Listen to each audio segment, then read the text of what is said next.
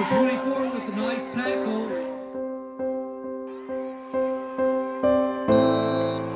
Mooresville, North Carolina is known to many as Race City, USA, the home to many NASCAR drivers and their crews.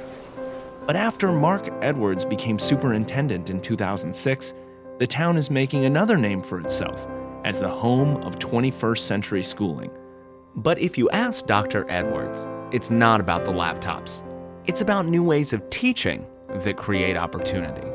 Our motto in Mooresville is every child, every day. And to me, it is an all-inclusive mantra of what we ought to be about in public education. I really believe that public education is the foundation of democracy. Well, I started in the spring of 2006 as superintendent here. I would describe it as a district that had underachieved. Our graduation rate was in the 60s. We had 30 and 40-point gaps between minority students and Caucasian students. I would call it a combination of a digital divide and an opportunity divide. Some students had opportunities primarily from home with digital resources, amenities to support their education. Some students did not. My first week on the job, the Mooresville branch of the NAACP came to visit. They ultimately said, we are considering filing a class action lawsuit against the district. And I said, well, I think we have some real serious issues here. Hold off on this lawsuit. And they said, okay, we want you to know we will be paying attention to what's happening in the district. With the lawsuit looming, Edwards proposed a plan to remedy the gap in test scores and graduation rates. Level the playing field by giving every student a laptop for home and for school. But that meant coming up with lots of money in a town that was lacking it. In the last 4 or 5 years, as the economy slowed down, a lot of parents have lost their jobs. A lot of students in our schools do not have what they need. Edwards first had to convince parents, teachers, and the community that the expense would be worth it. We had a huge public forum for parents and laid out this game plan and said we had to look at it and say, okay, can we afford to do this?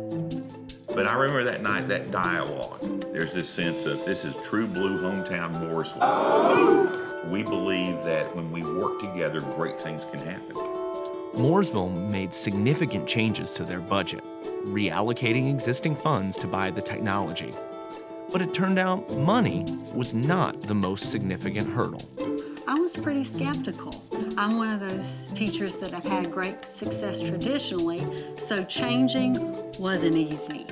Teachers and students had to be retrained to use the new system. Then, technical glitches plagued the program before a single laptop was handed out.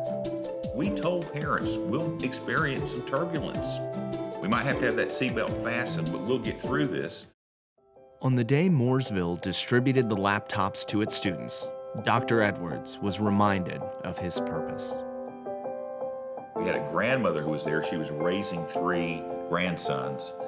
And she told me, we've never had a computer in our house. We would never be able to afford a computer. And she grabbed my hand. She said, this changes everything for us. And she had a tear in her eye.